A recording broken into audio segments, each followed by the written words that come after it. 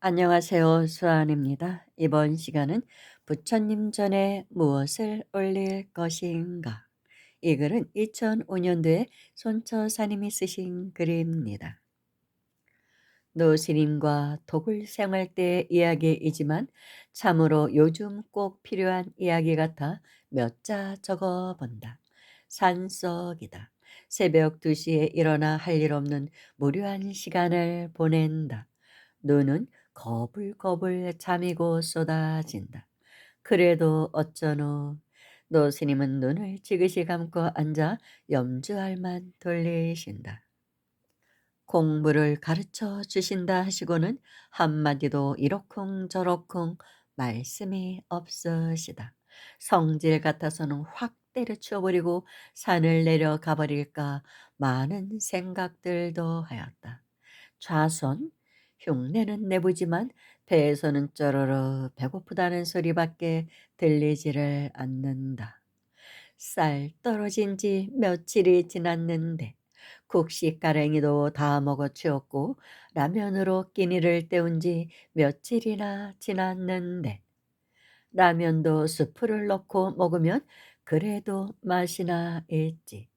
아, 글씨 라면에다가 스프를 못 넣게 하시고는 소금을 넣으라 하니 이게 사람이 먹고 할 짓인감. 그렇게 사셨나 봅니다.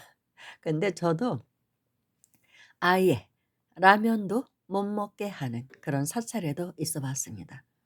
그러면은 스님 나가셨을 때 몰래 이제 직원들이 모여서 라면을 끓여 먹었습니다. 너무 맛있어요. 라면 어디다 숨겨둔 거 들켰다가 난리가 납니다. 당장 쫓겨나요. 그래서 진짜 비밀한 곳에 숨겨두었다가 스님이 안 계실 때는 몰래 끓여 먹었는데 원래 몰래 하는 도둑질이 뭐 재밌다고 진짜 그 맛은 끝내주더라고요.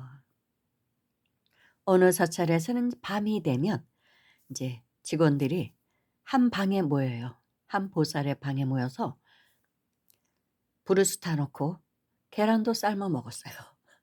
너무나 먹고 싶어서. 근데 계란은 냄새가 안 나잖아요. 밖에서 삶아도. 그러니까 몰래 계란 삶아서 먹기도 하고. 맨날 풀만 먹으니까 좀 뭐 오징어 채라도 좀 먹고 싶고 뭐 그렇잖아요. 그러면 이제 오징어 채 사와 가지고 그 방에서 모여서 막 버무려요. 인제 고추장 넣고 새콤달콤하게 무쳐 가지고 오징어 채도 막 먹고 그랬습니다. "아 맛있다, 맛있다." 이러면서 먹고 이렇게 나오면은 한꺼번에 나오면 좀 들킬까 봐 한 사람씩 나가라 그래요. 그래서 제가 한 번은 나오는데 예 총무 스님께 들켰어요. 스님이 "어디 갔다 오셔 이 밤에?" 그러세요. 그래서 "예 아니 그냥요. 그냥 산책했는데요." 그랬더니 "아니 근데 어째 이 밤에 방 앞에 신발들이 없어?" 다 눈치채고 계신 거예요. 쭉 둘러보시는데 "어째 방마다 신발들이 없어?" 그러니까 한데 모인 거 다 이제 아시는 거죠. 근데 어떤 방 앞에 가니까 신발들이 좀 쫙 놓여 있거든요. '이것들이 여기서 모여서 뭐 하고 있구나.' 인제 그렇게 생각하시고 슬그머니 한 바퀴 도시면서 창문 있는 데를 이렇게 들여다보실까 봐 우리가 얼른 또 인제 창문 커튼도 내리고 조용하게 있고 스님 발자국이 들리면 조용하게 있고 그랬어요. 그래서 그다음부터는 어쩌다 모이면은 신발도 방으로 감췄습니다. 신문지 깔아 놓고 "야 방에다 들여놔, 들여놔." 그래 가지고 인제 한두 개만 넣고 그래서 인제 각자의 방 앞에도 뭐 신발이 한두 컬레 있는 건 아니잖아요. 좀 내놓고 우리가 그런 작전도 펼치면서 예 계란도 삶아 먹고 그랬다니까요. 너무 배가 허기지니까 하루 종일 일하는데 풀만 먹으니까 조미료도 전혀 못 넣게 하고 뭐 그런저런 그렇습니다. 라면도 먹을 생각도 못 하고 하니까 먹고 싶어 가지고 그랬던 이제 추억이 생각나네요. 근데 손처사님 계시던 그 토굴도 교수님께서 조미료 어림도 없죠, 이런 분들은. 막 지진이는 안 돼요. 조미료 같은 거 넣으면 머리가 막 쭈뼛쭈뼛 막 그런다고 하시더라고요. 예 스님들 말씀이 그렇습니다. 그래서 뭐 토할 것 같고 못 드시죠. 그러니까 된장 풀어서 드시고 그냥 소금으로 간만 하고 인제 주로 그렇게 사셨다고 합니다. 다시 본문으로 들어가겠습니다.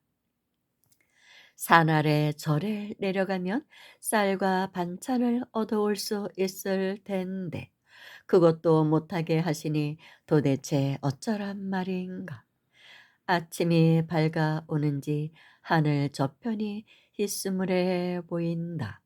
시계는 5시를 가리킨다. 밥할 시간이다.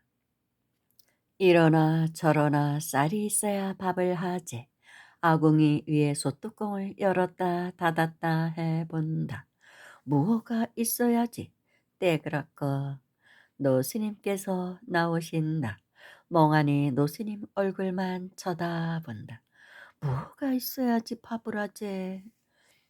오늘도 물 반 라면 반이다. 에그 이놈의 지지리도 먹을 복이 없는 팔자. 후루룩 후루룩 몇 저름에 그릇은 비어버린다. 노스님께서 보기도 민망스럽게 손으로 그릇을 싹싹 닦아가며 그 더러운 국물을 마셔버린다. 나는 그렇게는 못한다. 남은 국물을 마당에 휙 버려버렸다. 노스님께서 갑자기 얼굴이 굳어지신다. 야, 기가 막힌다. 이게 무슨 큰 잘못이라고? 노스님께서 화를 내시며 정색을 한다. 국물을 왜 버렸냐고. 입에 들어가는 것은 깨끗하고 마당에 버리는 국물은 더러운 것이냐고. 응? 말을 해봐, 손쳐서. 내 놈이 라면 한 개를 우습게 아는 모양인데 그 라면이 어떻게 여기에 왔겠어? 부처님께 올린 시주돈으로 산 기요. 복전이 얼마나 무서운지를 이놈이 아직 모르는가비요? 이놈아, 지옥 갈라고 작정을 했구먼. 혼자 속으로 궁시렁댄다. 아따 노시님, 아무리 부처님 돈이 무섭기로서니 라면 국물 쬐끔 버린 거 가지고 그 무엇냐, 지옥까지 들먹이십니까? 노시님께서 정색을 하면 진짜로 무섭다. 째려보는 눈살은 나의 가슴을 파고든다. 에그머니나 오늘도 나는 반은 죽었다. 오늘 해를 어떻게 넘길꼬. 물 반, 라면 반, 초죽음 반. 반쪽의 인생 이런가. 에이구 내 팔자야. 그때 살기 위한 몸부림인가. 내 입에서 갑자기 엉뚱한 말이 툭 튀어나온다. 스님요, 스님만 먹고 살면 됩니까? 마당에 노니는 새들이랑 쥐들이랑 그네들도 먹고 살아야 될 게 아닙니까? 그래서 내 쬐끔 남겼다 같이 살자고 던져준 거라 예. 투덜투덜.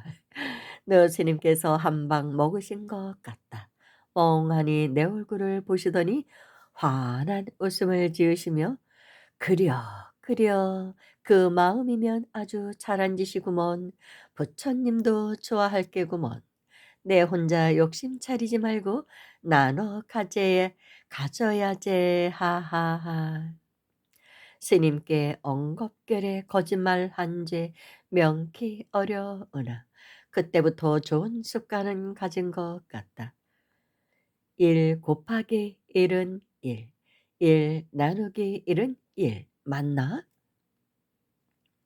어려운 살림살이 며칠이나 지속되던 어느 날 양복을 입으신 폼있게 보이시는 신사 한 분이 노스님을 뵙고자 찾아왔다. 자리를 피해 옆방에 들어 누웠다. 귀는 쫑긋해가지고 옆방에서 무슨 말씀들을 하시나 궁금해한다. 무슨 신랑이가 있는 듯하다. 신사분께서는 무언가 줄라 하고 노스님께서는 안 받으려 하고 도대체 무언데 저렇게 사정하는데 안 받으시려 하실까? 일어나 앉아 귀를 벽에다 바짝 붙이고 소리를 엿듣는다. 노스님의 말씀이 들려온다. 산속의 노승이 무엇가 필요하겠소? 그 돈일랑 꼭 필요한 사람들이 있으니까 그분들에게 주는 것이 부처님께 공양 올리는 거와 같으니 산을 내려가 좋은 곳에 쓰시길 바라오. 가슴이 콩닥콩닥 뛴다. 돈이라고? 돈이라고 했겠다. 그렇지 않아도 돈 두어 푼 있음했는데 쌀이랑 반찬거리랑 사야 하는디.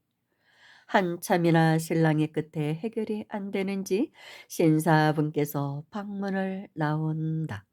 실망 어린 얼굴로 노스님께 인사하고 산을 내려간다. 신사분을 배웅하고 노스님께 쪼르륵 달려간다. 스님요, 방금 저 신사분이 돈을 준다 하더구만. 왜 안 받는겨? 지금 쌀 받을 돈도 없는데, 쌀 살 돈도 없는디. 노스님의 베개 속에서 파란 지폐 한 장을 꺼내 주신다. 이 돈으로 쌀을 사라며. 그러시고는 신사분에 대해서 말씀을 하신다. 신사분은 5억이란 큰 돈을 노스님께 드리는 것이 소원이란다. 몇 년째 저렇게 따라다니며 졸라댄단다. 절을 지으라고 말이다. 뭐 이때가 몇십 년 전 일이니까 5억이면 엄청 큰 돈이죠, 그때는. 이렇게 도력 있는 큰 스님들은 시주자가 찾아서 와야, 큰 시주자들은 이런 도인 스님께 시주하려고 합니다. 그래야 또 그 공덕도 크다는 걸 알기 때문에. 예, 그런 게 있어요. 그러나 노스님은 굳이 받지 않으시는 이유는 무엇일까? 노스님의 견해는 좀 색다르다. 절은 현재 우리나라에 있는 것만으로도 모자람이 없단다. 아, 이건 저의 생각도 그렇습니다. 그러고 꼭 노스님께 시주를 한다는데 그 마음을 노스님은 보고 계신 것이었다. 알량한 속세의 잣대로 1원 놓고 100억 벌려는 심보라는 것이다. 돈 놓고 돈 먹기. 그 신사분이 진정 부처님의 공부를 조금 하였다면, 남몰래 자선 사업에 기증을 하든지 하면 그 공덕이 한량 없을진데, 그러지 않고 굳이 절을 지으려는 의도가 무엇인가? 요즘도 이런 사람들이 많으리라. 돈 놓고 돈 먹기. 노스님은 시주하시는 분께 당부의 말씀을 꼭 하신다. 여러분이 돈이라고 하는 것은 우리네 공부인에게는 독이나 다름없단다. 자칫 돈에 눈이 어두워 스님이 걸어가야만 하는 길을 잊어버리고 신도님들의 이 눈치 저 눈치 보는 비출가인의 행세를 하게 된단다. 똥파리가 아니 똥이 있으면 똥파리가 달려들듯이 똥파리로 득실되는 현재의 우리의 불교계를 보고 한탄하시는 모습이 역력하다. 시주 시주 돈 좀 들어오는 절이 있으면 내 절이다 네 절이다 머리통 깨가며 피를 철철 흘리며 싸움박질하는 현재 우리 불교계의 현실. 한순간에 그토록 힘들게 포교를 해왔던 분들에게 찬물을 씌우는 우리네 현실. 진정 부처님을 믿고 따르는 스님들이 오갈 데가 없다. 고개를 들지 못한단다. 부끄러워서. 어느 스님은 경운기를 몰고 부처님의 말씀을 전하고자 몸이 빠개지는 것을 감수하며 오늘도 이리 뛰고 저리 뛴다.